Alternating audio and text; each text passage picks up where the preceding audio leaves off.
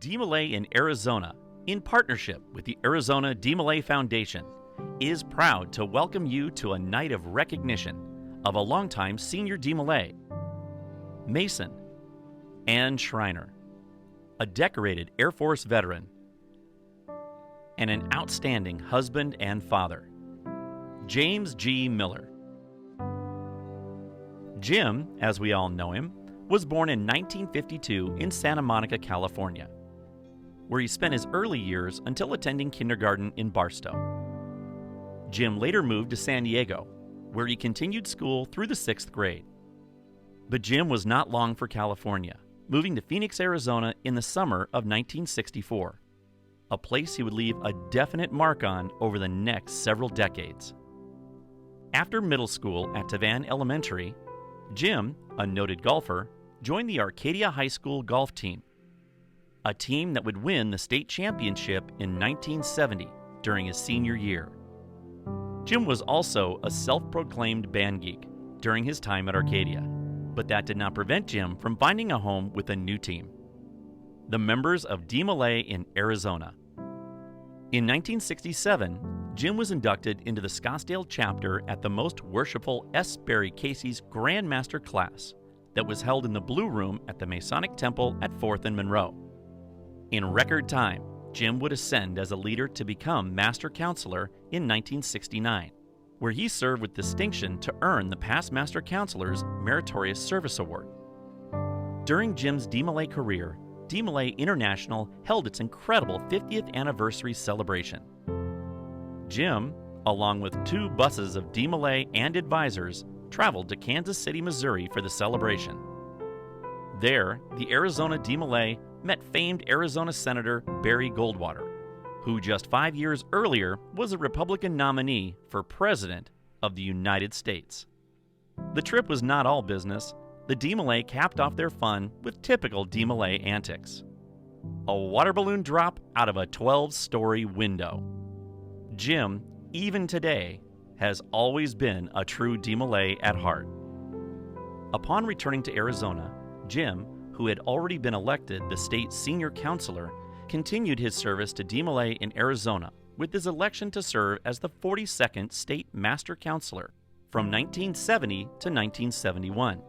For his service and hard work across his DeMolay career, Jim received the Representative DeMolay, DeMolay's highest award, and the degree of Chevalier, DeMolay's highest honor, said to be given to only 1 out of every 100 DeMolay. He is also a member of the DeMolay Legion of Honor, DeMolay's highest honor to a Master Mason or Senior DeMolay. DeMolay is famous for creating lifelong friendships, and DeMolay lived up to that fame the night that Jim met Jackie Akers, a member of the local Job's Daughters Bethel.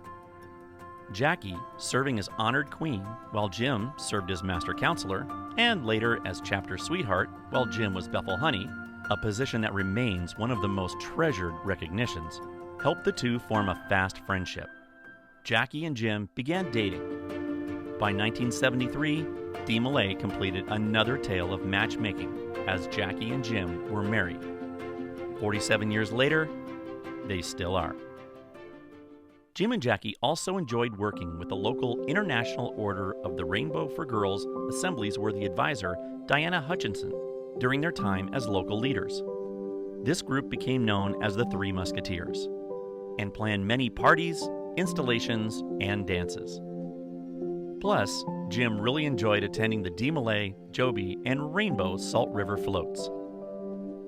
While in DeMolay, Jim loved doing ritual and took pride in doing it right. The 2 pieces of ritual that he enjoyed the most included playing Jacques DeMolay in the DeMolay degree with his longtime mentor and friend, Bill Herzig, as Master Inquisitor, and the flower talk at public ceremonies. He would practice and practice. Jackie would help him with the flower talk and probably knew it better than he did. Jim also stayed busy beyond DeMolay. In July 1973, Jim petitioned Scottsdale Lodge number 43, taking all 3 degrees with full proficiencies in just 3 weeks. The worshipful master of the lodge wanted to prove that a senior DeMolay could do all of the memory work very quickly. It was tough, but Jim had 4 coaches to make it happen, all done verbally. Soon after, Jim joined the Phoenix Valley of Scottish Rite, and by spring of 1974, he joined the El Zariba Shrine, where he would make an indelible mark in the years to come. Big, both ugly and beautiful, powerful and mean-looking. Jim, now an Air Force Reserve Officer Training Corps cadet at Arizona State University, thought when he saw the F-4 aircraft for the first time on a visit to Davis-Monthan Air Force Base in Tucson. Though he was seeking a Bachelor's of Science in Business Administration, Jim's true calling lay in the skies, in the F-4. Applying for an Air Force ROTC scholarship, Jim became Navigator qualified, graduated as a distinguished graduate of the ROTC program, and received a reserve commission as a second lieutenant in May 1974 in pursuit of this dream. After undergraduate navigator training at Mather Air Force Base in California in April of 1975, Jim received his wings before his short assignment on C-130s based at Dyess Air Force Base in Texas. While getting his wings was a major accomplishment, the highlight of the year was the birth of his first child, a son, James. Jim's career then quite literally took off. After assignment to fighter lead-in training, Jim finally arrived at F-4C training at Luke Air Force Base, Arizona. Distinguished as a top graduate with top academic awards, to go along with the Weapons Systems Officer certification and promotion to First Lieutenant in December of 1976.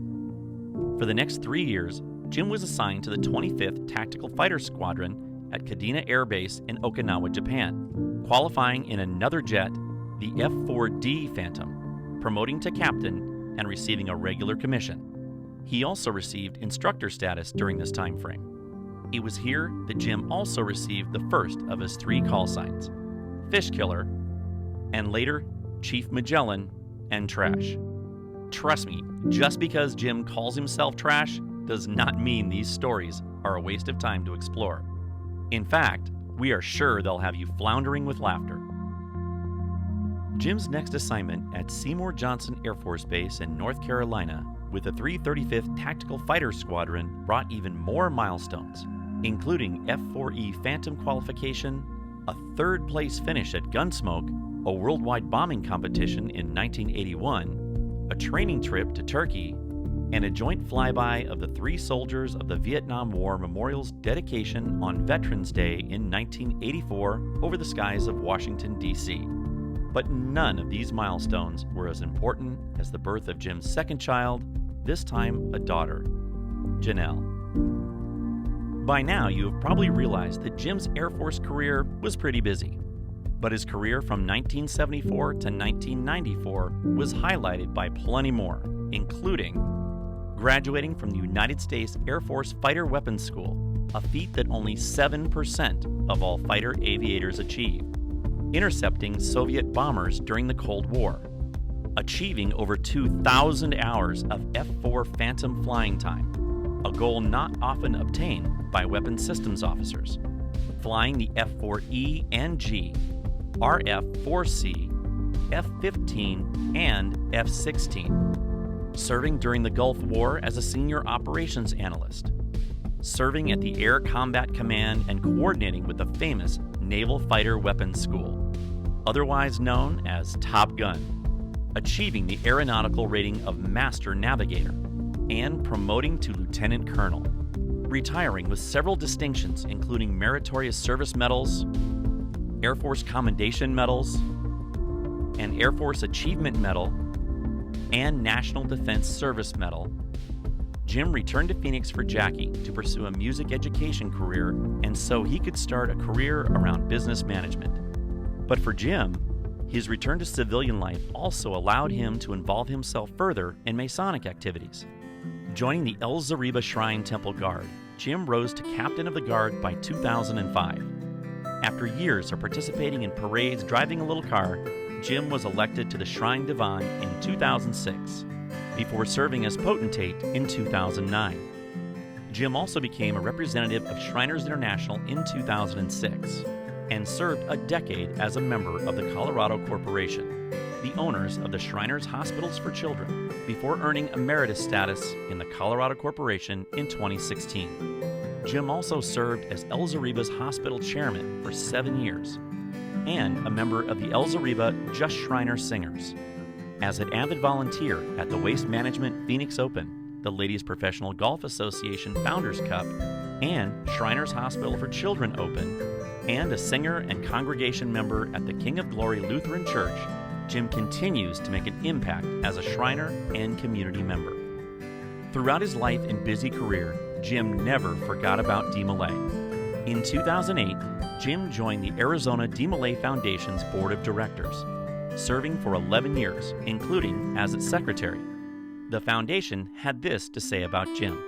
Jim was an instrumental supporter of DeMolay in Arizona through all his years of stewardship. He worked tirelessly to ensure that each young man in Arizona would have the opportunity to enjoy the same experiences through DeMolay that he had. We are enormously proud to count Jim as one of our own.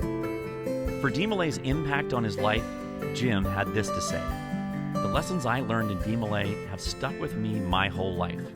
And while I've come up short on numerous occasions, these lessons gave me the framework to strive to be a good man. They helped me get through the tough times overseas when we lost comrades and I questioned why I should keep going. DeMolay gave me the courage and intestinal fortitude to press through those tough times. And now I get to watch young men continue to live up to these high standards and become productive citizens, not only in DeMolay and Masonry, but also in our communities. Through years of hard work, Jim has protected our nation, the affordable care for Shriners Hospitals and patients, the leadership careers of young men of DeMolay, and countless other causes in a way worthy of admiration and emulation. A DeMolay, a Mason, a Shriner, a community leader, an Air Force veteran, a husband, and a proud father. We are proud to induct James G. Miller into the DeMolay in Arizona Hall of Fame.